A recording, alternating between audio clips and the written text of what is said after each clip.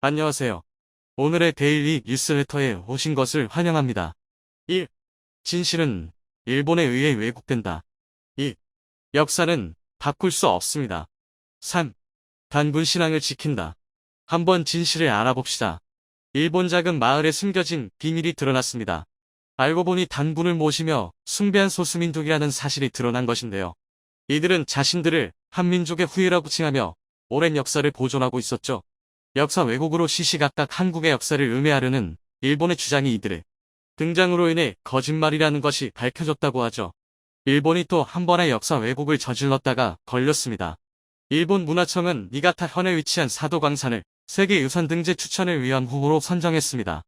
니가타현 앞바다에 자리한 사도가 섬 그 깊은 곳에 위치한 사도광산은 에도 시대부터 금광으로 유명했습니다. 태평양 전쟁이 악화된 1943년 이후 전쟁 물자를 위한 중요 지역으로 지정 일제는 이곳에 인력을 파견해 금을 캐는 일에 몰두했죠. 그러나 파견은 겉만 번지르르 한 단어일 뿐. 실상을 살펴보면 일제강점기 시절 일본 군인들에게 붙잡힌 한국인들이 노예 노동을 하던 끔찍한 장소였습니다. 이 사도광산은 최소 1140명 조선인 강제 노역 확인된 현장. 17세기 세계 최대규모 금광산. 태평양 전쟁 때 조선인 동원. 니가타현 추천 자료에는 대상 기간을 에도 시대까지로 한정. 조선인 강제 노동을 통해 1000명에 가까운 한국인들이 끌려왔고 빚도 제대로 들어오지 않고 먹을 것도 없는 이 무적행에서 밤낮 없이 일을 해야만 했죠. 이곳을 도망친 한국인의 증언으로 광산의 끔찍한 현실이 알려졌죠.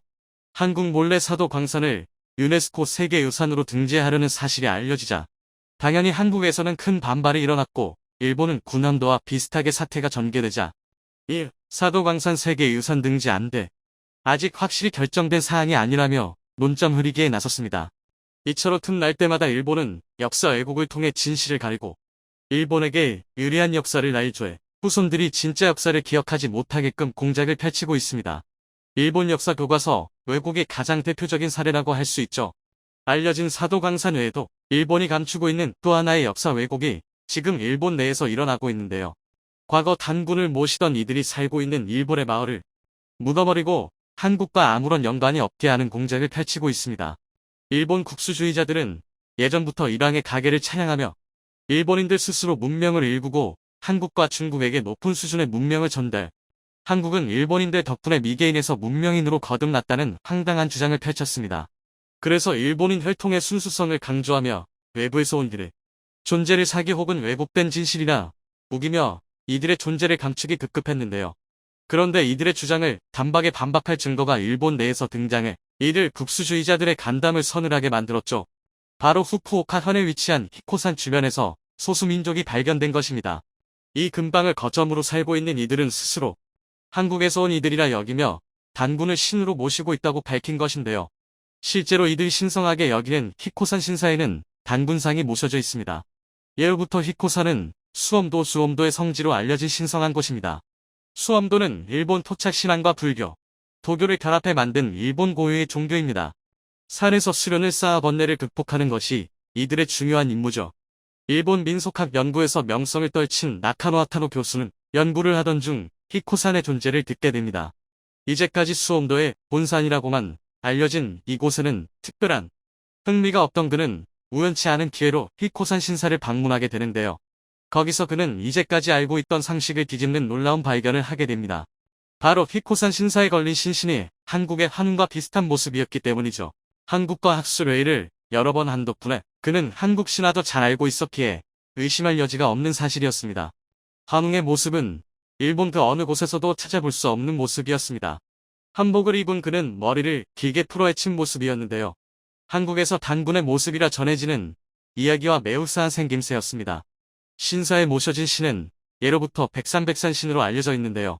태백산에서 내려온 단군 신앙과 밀접한 연관이 있는 흔적입니다. 태양을 상징하는 환희는 태양을 상징하는 색인 흰색과 동일하게 취급합니다. 백산신은 다시 말해 환희를 의미한다고 볼 수 있죠. 또한 히코산 신궁의 절이나 신사에 소속되어 시주를 하고 신들을 모시는 이들을 단가단가라는 명칭으로 부르는데요. 한국어로 이는 단군의 집, 단군의 후손을 뜻하는 단어입니다. 명백하게 단군 신앙의 흔적인 것을 알 수 있죠. 히코산에 위치한 신사의 위치 역시 독특한 모습을 띠고 있습니다. 산 정상부터 산 밑까지 상궁, 중궁, 하궁이라 불리는 신사가 배치되어 있습니다.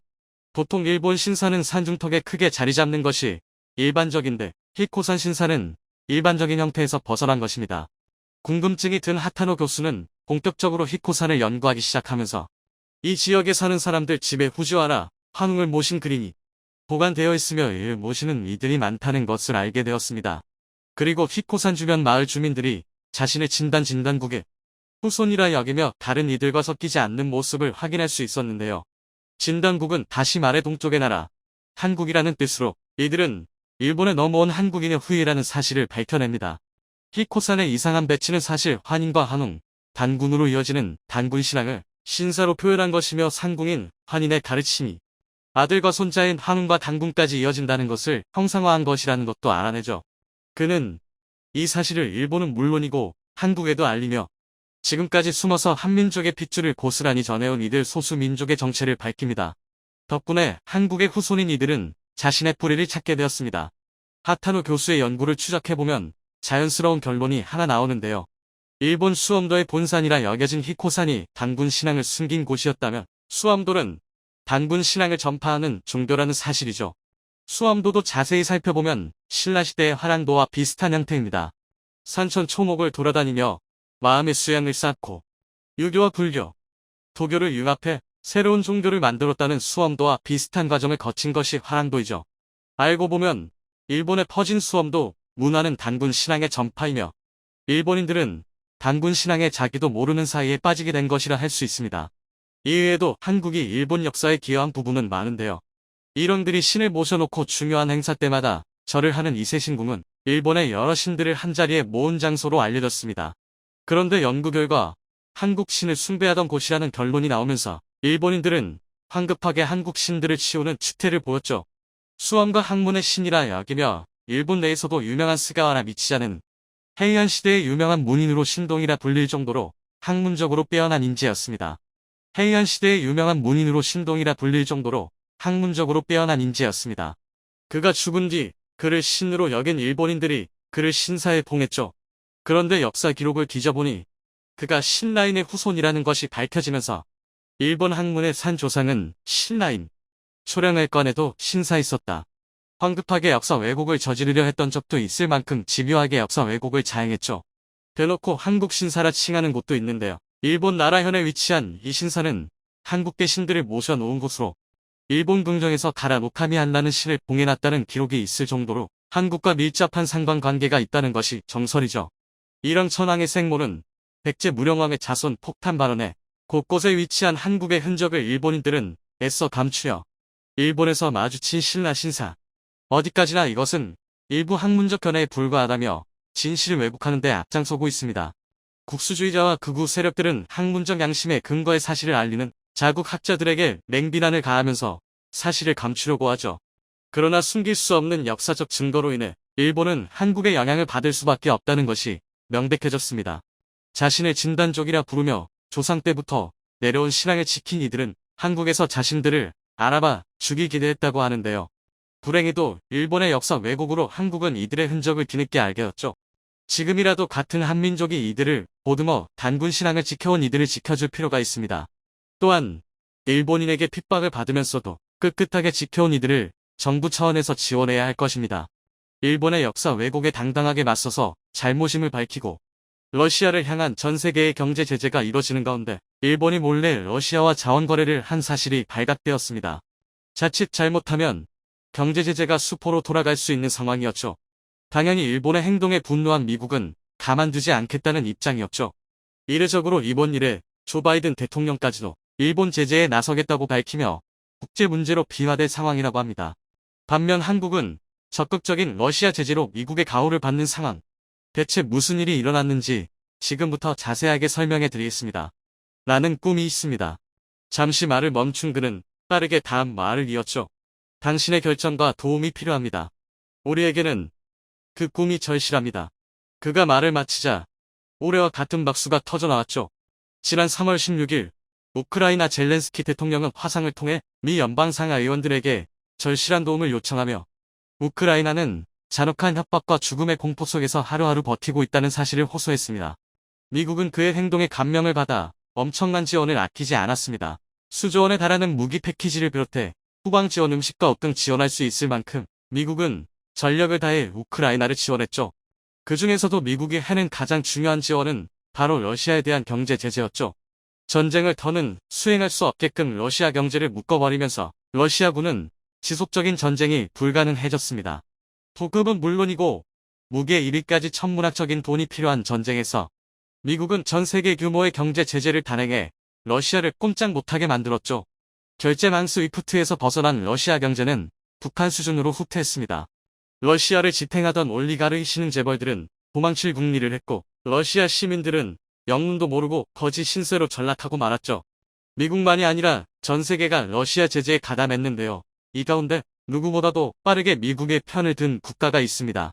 바로 일본이 그 주인공이죠. 기시다 후미오 총리는 러시아가 우크라이나를 침공한 직후 바로 러시아에 대한 제재를 결정, 기자들 앞에서 러시아는 전쟁의 책임을 다해야 할 것이라는 강경한 태도를 보였죠. 심지어 외교적 수사에서 잘 사용하지 않는 깡패 방까지 나오며 모든 파트너들과 함께 깡패 국가에 맞서 싸울 것이라고 언급했죠.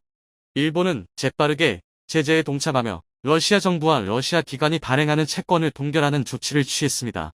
후지 뉴스 네트워크 FNN은 이어 일본 재무성의 조치를 발빠르게 보도했는데요. 푸틴 대통령을 지지하는 올리가르의 17명 자산 흐름을 확보. 이들이 움직이는 자산 대부분을 동결했다고 밝혔습니다. 푸틴의 자금체계가 알려진 유리 코발추크의 자금이 묶인 것도 드러났는데요. 심지어 이번 제재는 미국의 요청도 아니라 일본의 독자적인 제재로 드러나면서 많은 이들의 놀라움을 불러일으켰습니다. 일본도 러시아와 교류를 오래 지속한 이상 러시아의 심기를 건드리면 사업이 허사로 돌아갈 가능성이 높았죠. 그럼에도 불구하고 일본은 제재의 수위를 낮추지 않았습니다. 미국 역시 일본의 단호한 태도에 호응하는 모습을 보였죠.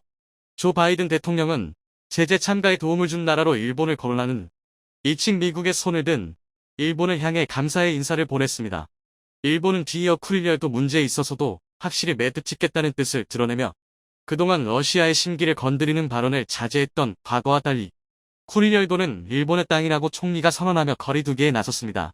미국은 일본에 지지 않겠다는 뜻을 보이며 최혜국 대우를 박탈했는 러시아에 대한 강도 높은 제재를 이어갔습니다. 미국은 일찌감치 러시아를 도우려는 국가들도 제재 대상이라고 못 박으며 중국을 겨냥한 행동을 보이기도 했죠. 너무나도 사이좋게 러시아를 향한 압박을 이어가던 두 국가는 뜻밖의 사건으로 반전을 맞이하게 되었습니다. 미국 정부의 뜻을 잘 따르는 것처럼 행동했던 일본이 뒤에서 다른 행동을 보인 것이 발각됐기 때문이죠. 앞장서서 미국의 제재 결정에 동참했던 정부와는 달리 일본 기업들은 다른 생각들을 가지고 있었습니다. 특히 러시아의 사업을 확장했던 기업들은 한순간에 모든 기반을 잃어버린 것이나 다름없죠. 인권 문제를 들며 미국과 유럽의 기업들은 러시아 매장 철수를 선언했지만 투자한 돈을 생각해 그럴 수 없었던 일본 기업들은 조용히 있었는데요. 하지만 러시아 제재에 동참해야 한다는 여론이 거세지면서 일본 기업들은 입장을 발표해야 했죠. 그 중에서도 패스트 패션의 선두주자인 유니클로는 난감했습니다. 2010년부터 러시아에 진출한 유니클로는 유럽 최대 규모 매장을 러시아 모스크바에 오픈하는 등 러시아 사업에 엄청난 공을 들이며 유럽 진출의 교두보로 러시아를 이용했는데요. 유니클로의 회장 야나이 타다시 회장 입장에서는 곤란한 상황. 결국 그는 투자한 금액을 손해볼 수 없기에 기존 매장 운영을 그대로 유지하겠다는 결정을 내리게 됩니다. 여기서 그는 황당한 발언을 내뱉는데요. 애플 같은 IT 사업이라면 정지할지 몰라도 의류는 다르다며 러시아 사람들도 똑같이 생활할 권리가 있고 생필품과 밀접한 연관이 있는 유니클로는 다른 기업과 같을 수 없다며 인권 때문에 사업을 철수하겠다는 기업을 바보로 만든 것이죠. 당연히 세계 각국에서 유니클로에 대한 불만이 터져 나왔습니다. 다른 기업들 역시 사업을 철수했을 때 손해를 보는 건 마찬가지라고 말하며 유니클로는 오만한 모습을 보이고 있다는 의견이 퍼졌습니다. 한국 기업의 예를 들며 유니클로를 비난한 이들도 있었는데요.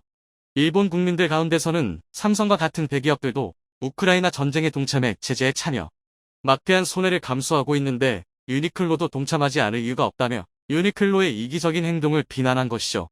결국 유니클로도 제재에 동참하겠다고 밝히며 사업 철수를 결정하며 현재 운영하던 러시아 매장 50곳을 정지. 일본에서 생산하는 유니클로 옷도 러시아에 수출하지 않기로 한 것입니다. 다른 기업들 역시 일본 정부가 요구한 대로 제재에 동참하는 듯 보였습니다. 러시아에서 건설기계 생산 및 판매를 하고 있는 일본 기업 히타치 제작소 역시 사업을 중단하기로 발표하며 건설기계 생산을 중지, 심지어 이미 넘겨주기로 약속한 물량까지도 전량 회수하겠다고 밝혔습니다. 일본 정부의 요구대로 민간 기업들도 러시아 제재에 동참하는 듯 보였으나 정부의 뜻과 반대로 뒤에서 러시아와 밀무역을 하는 일이 발각된 것인데요. 러시아 국영가스 기업 가즈프롬과 합작 사업을 벌이고 있는 미쓰이 물산이 사업을 멈추지 않았던 것이 드러났죠. 사할린 앞바다에서 시행하는 대규모 자원 개발 사업 사할린이는 러시아 국영가스 기업 가즈프롬과 일본 미쓰이 물산, 미쓰비시 상사가 관여하고 있습니다. 천연가스 수입이 급한 일본 입장에서는 러시아와의 사업을 통해 천연가스의 안정적인 공급이 중요한 상황이었는데요. 만약에라도 사업을 중지해서 천연가스 수입을 하지 않게 된다면 당연히 사업의 큰 손해는 물론이고 자원 수급까지도 여의치 않는 상황. 이에 미쓰이 상사는 러시아 기업과 몰래 밀무역을 통해 가스를 교환하는 짓을 벌인 것이죠. 당연히 이 사실을 안 미국은 엄청난 분노에 휩싸일 수밖에 없었죠. 분명 러시아와 협력하면 불이익을 주겠다고 선언했음에도 불구하고 누구보다 믿었던 일본이 뒤에서는 다른 행동을 한 것이 분명했기 때문이죠. 심지어 러시아에 진출한 일본 상장기업 168개 회사 가운데 22%에 해당하는 37개 회사만 현재 사업을 일시 중단하고 미국의 제재에 소극적인 태도를 보이는 것이 드러난 것이죠. 누구보다도 앞장서서 미국 편을 들었던 일본의 겉과 속이 다른 행동에 미국 정부는 일본에 대한 제재를 검토하고 있는데요. 특히 밀무역을 통한 천연가스 거래를 심각한 사안으로 간주하고 있습니다. 미국 상무부는 국방, 항공우주, 해양산업에 필요한 반도체, 컴퓨터, 통신 등 다양한 부문에 걸쳐 러시아에 수출 통제 제재를 가했는데요. 미국이 보유한 기술과 소프트웨어를 사용해 만든 제품에도 해외 직접 생산품 규칙 FDPR을 적용해 일일이 미국의 허락을 받도록 했습니다. 미국의 제재에 동참하는 국가들은 이러한 조치에서 제외되었는데요. 유럽연합과 뉴질랜드, 호주, 일본 등 발빠르게 미국을 지지한 국가는 이 조치에서 제외되는 혜택을 받았습니다. 한국도 이 조치에 포함되면서 경제 제재의 위기에서 벗어날 수 있었는데요. 일본이 이 조치에 포함될 가능성이 높아졌습니다. 특히 러시아가 천연가스 자원을 판매해 몰래 외화를 벌 수 있다는 점에서 미국 정부는 일본의 행위를 좌시할 수 없다는 입장인데요. 돈 그레이브스 미국 상무부 부장관은 사할리니에서 개발 중인 일본 기업들은 즉시 손을 떼고 러시아를 돕지 말아야 한다고 경고를 날렸으며 만약 이를 어길 경우 동맹국이라 하더라도 예외는 없다는 일침을 가했습니다. 다자간 수출 통제에 예외를 두는 순간 경제 제재는 수포로 돌아갈 것을 잘 알고 있기에 이를 엄격하게 적용하겠다는 미국의 의지를 볼 수 있는 대목인데요. 일본 정부는 기업의 일탈이라며 선을 긋는 모습을 보이고 있습니다. 조 바이든 대통령 역시 일본의 행동에 극도로 분노를 표현했다고 하는데요. 본보기를 보여야 한다는 입장을 주장하며 일본 정부를 난감하게 만들었습니다. 기시다 후미오 총리는 사태 수습을 위해 미국과 급하게 연락을 취하며 미국의 통제에 따르겠다며 진땀을 흘리고 있죠. 반면 한국도 적극적인 미국의 제재에 동참하고 있습니다. 삼성도 최근 러시아 제재에 동참하겠다는 뜻을 밝히며 움직였죠. 미국은 한국의 결정에 박수를 보내며 협력에 감사하다는 친서까지 보냈습니다. 이미 진주만에서 일본의 뒤통수를 경험했던 미국. 과연 뒤에서 러시아를 도와주는 행동을 한 일본을 이번에도 용서할까요? 언덕 위 자주포가 고각으로 주포를 들어올린 채 불을 뿜습니다. 자주포와 까마득히 멀리 떨어진 곳에서 아무것도 모르고 유유히 지나가는 러시아의 전차. 그런데 그 위에서 정체불명의 물체가 천천히 낙하하더니 전차 바로 위에서 갑자기 불기둥을 토해냅니다. 최근 우크라이나에 공여된 독일의 자주포가 대전차 상부 공격탄 스마트 155로 전차를 잡아낸 활약을 선보인 장면입니다. 경이로운 명중률과 주포의 한계를 넘어서는 사거리를 보여주기 때문에 이 신형 대전차탄은 독일 기갑의 필살기라고 할 수 있는데요. 일본 노르웨이는 이번에야말로 독일의 손을 들어주고 한국의 뒤통수를 칠 수 있게 되었다며 들뜬 모습이었습니다. 그런데 한국은 이미 스마트 155보다 더 강한 대전차탄을 자주포도 아니고 K2 전차에 달아쓰고 있었습니다. 곡사형 포탄을 전차로 쓴다는 한국의 듣도 보도 못한 발상에 노르웨이는 할 말을 잃었습니다. 노르웨이는 또다시 한국을 수주전에서 탈락시킬 명분을 잃어버려서 당혹감을 감추지 못했는데요. 자세한 내막을 함께 알아보겠습니다. 얼마 전 독일이 스마트 155의 생산을 재개했습니다. 2조 6천억 원 규모의 노르웨이 전차 사업에서 실한 승기를 취기 위함으로 해석되는데요. 원래 노르웨이군 수뇌부와 뒤에서 몰래 손을 잡고 한국과는 형식적인 경합만 펼친 후 자연스럽게 수주를 따올 신산이었던 독일. 그런데 뜻밖에도 경합에 끌어들인 한국의 K2 전차가 각종 테스트에서 독일의 레오파르트 2 전차를 압도해버렸고 그 사실이 이곳저곳에 다 소문이 나버렸어 독일과 노르웨이 수뇌부는 매우 곤란해진 상황이었습니다. 테스트에서 성능을 증명한 전차를 사오지 않을 명분이 없었던 것이죠. 그래서 독일이 꺼낸 카드가 바로 스마트 155였습니다. 155mm 주포에서 사용할 수 있는 스마트 155를 패키지로 제공해서 전차를 사면 덤으로 자주포 전력의 강화도 꾀할 수 있게 해주겠다는 겁니다. 스마트 155가 우크라이나에서 맹활약하는 것은 널리 알려진 바. 노르웨이는 이대로 독일을 이기게 해주면 당초의 목적은 완수할 수 있었습니다. 형식뿐인 수주전을 열어 한국의 K2는 들러리로 세워놓고 독일 측으로부터 더 나은 협상 조건을 이끌어내는 것이 노르웨이의 목적이었으니까요. 하지만 이런 계획은 또 실패하고 말았습니다. 스마트 155와 똑같은 기능을 하는 대전차탄을 한국도 가지고 있었기 때문이죠. 심지어 한국산은 성능이 더 좋기까지 했습니다. 허포에 미친 나라 한국이 만들어낸 무기는 순진한 노르웨이의 상상 따위는 한참 초월하는 물건이었습니다. 한국이 스마트 155의 역할을 위해 만든 무기의 명칭은 크스탐입니다. 코리아 스마트 타버텍 뮤니션의 약자로 스마트탄의 대표주자 N982 엑스칼리버를 모델로 한 크스탐 1과 스마트 155를 모델로 한 크스탐 2가 있습니다. 크스탐 1의 경우 GPS를 이용한 종발 유도 기능이 탑재되어 있어 발사 후에도 고개를 까딱까딱 움직이면서 목표물을 향해 경로를 꺾는 것이 특징입니다. 이를 통해서 활강 유도, 정밀 유도, 전차의 상부 공격, 심지어는 정찰까지 수행할 수 있죠. 이 크스탐 1은 155mm 규격으로 K9 자주포로 운용하는 것을 전제하고 개발되었습니다. 그런데 진짜 기상천외한 것은 크스탐 2입니다. 기본적으로 스마트 155가 수행하는 역할은 똑같이 수행할 수 있는데 크스탐 2는 120mm 규격에서도 사용할 수 있습니다. K2 흑표 전차로 쏘는 것을 전제하고 만들었다는 것입니다. 전차의 주포는 자주포의 주포와는 완전히 결이 다릅니다. 자주포는 한자리에 박멸하고 수십 킬로미터에 달하는 장거리 포격을 위한 곡사를 하는 것이 기본이죠. 하지만 전차는 10km 이내에 비교적 가까운 거리에서 전투를 수행하므로 목표물을 직접 노려 직사를 합니다.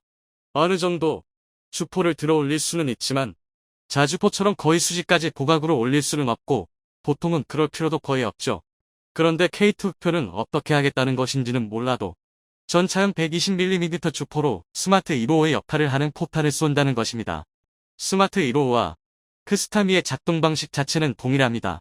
주포를 통해 포물선을 그리는 탄도로 쏘아 올리면 최대 고도에 도달하기 전에 탄두가 분리되어 내부의 자탄이 빠져나옵니다. 이 자탄은 소형 낙하산을 타고 천천히 낙하하는데 그동안 레이더와 적외선 센서를 통해 지속적으로 지상의 목표물을 탐색하죠. 그리고 바닥에 닿기 전에 목표물을 포착하면 해당 방향을 정확히 조준해 장갑이 얇은 뚜껑에다 성형 작약탄을 꽂아놨습니다. 이 일련의 과정을 효과적으로 수행하려면 고각 사격으로 큰 포물선을 그려서 낙하 시간을 많이 벌어줘야 합니다. 스마트 155와 같이 자주포로 쏜다면야 문제가 되지 않지만 고각 사격에 한계가 있는 전차, 주포로는 상상하기 어려운 일이죠. 하지만 전 세계에서 유일하게 한국의 K2 표만이 이를 해낼 수 있습니다. 바로 반능동형 내장식 유기압 서스펜션 ISU 덕분이죠. K2의 세계 최초로 도입된 ISU는 무면의 상황에 따라 센서가 보기를 각각의 서스펜션을 개별적으로 조정하는 기능을 제공합니다. 이를 통해 험지주파 능력을 극한까지 끌어올릴 뿐만 아니라 전차의 자세 제어에도 응용할 수 있죠. K1 맹호 시절부터 한국 전차는 ISU를 이용해 전차 앞부분을 기울여 내리는 소위 무릎 꿇기 퍼포먼스를 자랑으로 삼았습니다. K2에서는 이를 더 발전시켜 한쪽 무릎만 끓는다든지 아예 차체 전체를 내려 엎드려 버릴 수도 있게 되었는데 이를 통해 주포의 내림각을 확보해 낮은 지형의 적을 더 쉽게 공격할 수 있게 되었죠. K2는 이 무릎 꿇기를 반대로 사용해 전차의 앞부분만을 들어올릴 수도 있는데요. 주포 올림각을 최대로 높이고 전차의 앞부분까지 들어올리면 크스탐2의 최적의 탄도를 만들어줄 수 있는 45도 이상의 각도를 달성할 수 있습니다. 덕분에 자주포로나 운용할 수 있는 지능탄을 전차로도 운용할 수 있는 것입니다. K2로 발사한 크스탐2는 자탄 분리 후에도 공중에서 5, 10초 동안 관성으로 천천히 전진하면서 낙하하는데요. 이를 통해 범위 내탁의 포착까지 충분한 시간을 얻을 수 있을 뿐더러 사정거리의 증가까지 노릴 수 있습니다. 스마트 155의 경우 자탄 낙하 방식을 통한 높은 명중률은 얻을 수 있지만 여타 포탄에 비해 사정거리가 유의미하게 늘어나지는 않았습니다. 반면 크스탐은 높은 명중률 및 저지력은 물론이고 상당한 수준의 사정거리 증가 효과까지 보장합니다. K2 흑표의 주포는 다른 대부분의 MBT와 마찬가지로 최대선 킬로미터의 사정거리를 지니지만 크스탐2는 이를 거의 3배나 늘려 무려 8km의 사정거리를 제공합니다. 이는 대전차전에서 어마어마한 강점입니다. 크스탐2를 실은 K2 전차가 있다면 전차끼리의 전투에서도 서로의 사정거리 안으로 파고들어 위험천만한 포격전을 할 필요가 없기 때문입니다. 그저 상대 전차 8km 밖에서 크스탐2를 고각으로 날렸어 상대가 이쪽을 식별하기도 전에 뚜껑을 먼저 따버리면 그만이죠. 마치 자주포의 원거리 화력 지원을 받는 것과 같은 효과를 누릴 수 있는 겁니다. 한국은 이 크스탐을 노르웨이에 제한하지는 않았습니다. 하지만 이미 국내에서 K를 운용하는 부대에는 크스탐이 보급되어 있고 당연하게 쓰고 있습니다. 크스탐의 존재가 노르웨이에 알려진 것은 최근 폴란드 군사 전문 매체의 보도를 통해서였습니다. 디펜스 24와 내셔널 인터레스트 폴란드 어판 등 군사 매체에서는 지난 23일 폴란드에 수출된 K2PL이 훗날 추가로 획득할 수 있는 능력에 대한 기사를 냈습니다. 이들은 여기서 K2는 첨단 함가장치와 최고의 공격력을 자랑하는 탄약이 결합되어 세계에서 가장 진보된 전차 중 하나가 되었다며 조만간 폴란드에도 들어가게 될 크스탐탄의 성능에 대한 기대감을 숨기지 못했습니다. 이를 훔쳐본 노르웨이는 입장이 또 곤란해졌습니다. 독일의 스마트 1호 패키지를 빌미로 한국을 탈락시킬 수 있었는데 한국에선 일선 부대에서도 쓰는 크스탐1을 그냥 얹어주면 그만이기 때문입니다. 순정 원본인 내수용 K2로도 운용할 수 있는 만큼 별다른 통합 과정도 필요하지 않습니다. 게다가 노르웨이는 이미 한국에서 K9 자주포를 구매해 사용하고 있는데 K9으로 운용할 수 있는 크스탐1까지 패키지로 교섭해 볼 수 있는 기회라서 노르웨이 입장에서도 놓치기가 아까워졌습니다. 이종의 크스탐을 대체할 수 있는 엑스칼리버나 스마트 155는 지능탄이라서 아무래도 가격이 상당합니다. 그나마 스마트 155는 독일이 패키지로 제공하면 값싸게 들여올 수 있지만 엑스칼리버의 경우에는 꼼짝없이 제값을 다 주고 사와야 하죠. 이 상황에서 한국이 크스탐 시리즈를 패키지로 팔아주면 딴 생각을 하고 있던 노르웨이도 아쉬울 수밖에 없습니다. 독일은 나름 지능탄이라는 필살기까지 동원해서 노르웨이를 도와줬지만 또 한국에게 한 방 얻어맞은 상황이 됐죠. 결국 얼마 전 노르웨이는 MBT 사업의 수주자 선정을 2월이나 3월까지 황급하게 미뤘는데요. 솔직히 한국이 이제 와서 노르웨이가 K2를 몇 대 샀다는 것에 연연할 필요는 없어졌지만 가당치 않은 장대를 위해 한국을 이용한 노르웨이가 허둥대는 모습은 구경할 만하며 과연 노르웨이는 다급하게 밤 몇 달의 시간 동안 적당한 핑계를 찾을 수 있을까요? 이쯤 되면 그냥 K2를 구매해가는 게 현명할 것 같은데요. 노르웨이 MBT 사업의 마무리가 어떻게 지어질지 기대됩니다.